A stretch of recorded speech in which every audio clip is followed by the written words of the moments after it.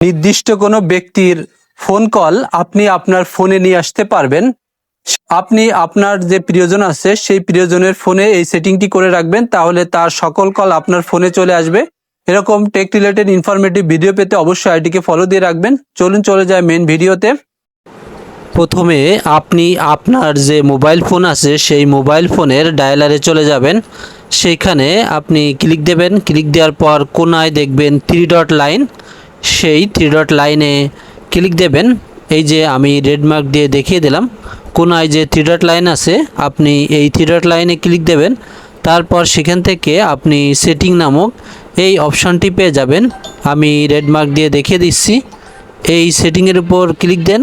Click দিলে আপনি এরকম কিছু ইন্টারফেস দেখতে পারবেন। সেখান থেকে আপনি পেয়ে যাবেন এই যে কলিং অ্যাকাউন্ট। এই কলিং অ্যাকাউন্টে আপনি দুটো সিম পাবেন। সেখান থেকে যে কোনো একটা সিম চয়েস করে আপনি কল ফরওয়ার্ডে চলে যাবেন। সেই কল ফরওয়ার্ডে ক্লিক দেওয়ার পর আপনি এরকম একটি ইন্টারফেস দেখতে পারবেন।